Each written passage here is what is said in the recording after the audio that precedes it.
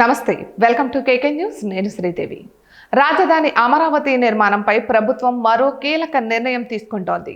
ప్రస్తుతం 33,000 ఎకరాల్లో రాజధాని నిర్మిస్తున్నారు.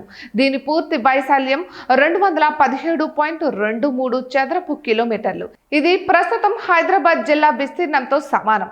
విభజిత రాష్ట్రంలో హైదరాబాద్ అంత పెద్ద నగరం రాజధానిగా ఉండాలని భావించిన ముఖ్యమంత్రి చంద్రబాబు దాదాపు 54,000 ఎకరాలను సేకరించాలని గతంలో నిర్ణయించారు. అయితే అప్పట్లో ఎదురైన సవాళ్లతో 33,000 ఎకరాలను కుదించి సిఆర్డీఏను ఏర్పాటు చేశారు. అయితే ఇప్పుడు రాజధాని అమరావతిలో వివిధ సంస్థల ఏర్పాటుకు అంతర్జాతీయ సంస్థలు ఆసక్తి చూపుతున్నాయి. అంతేకాకుండా విమానాశ్రయం, రైల్వే జోన్, మెట్రో వంటి వాటి కోసం అదనంగా భూమి అవసరం ఏర్పడింది. ఇదే సమయంలో కొందరు రైతులు తమ భూములు ఇచ్చేందుకు స్వయంగా ఆసక్తి చూపుతున్నారు.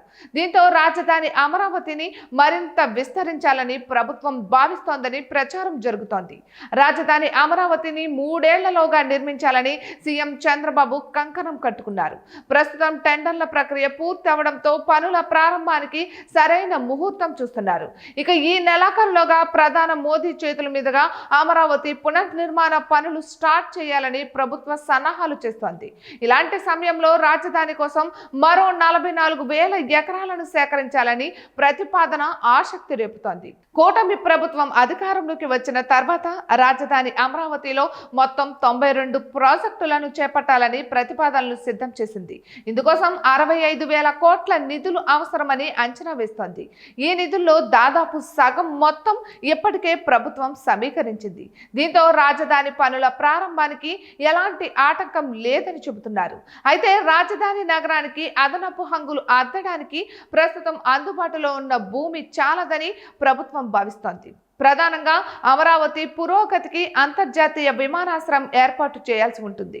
దీనికోసం 5 నుంచి 7,000 ఎకరాల భూమి అవసరమని అంచనా వేస్తోంది. ప్రస్తుతం అందుబాటులో ఉన్న భూమిలో విమానాశ్రయం నిర్మాణానికి భూమి కేటాయించే పరిస్థితి లేకపోవడంతో సమీప గ్రామాల నుంచి ఆ భూమిని తీసుకోవాలని ప్రభుత్వం ప్రతిపాదిస్తోంది. అదేవిధంగా అమరావతి రైల్వే లైన్, అంతర్జాతీయ స్టేడియం, మెట్రో రైలు ఇలా చెప్పుకుంటూ పోతే భవిష్యత్ అవసరాలకు మరింత భూమి అవసరం అంటున్నారు.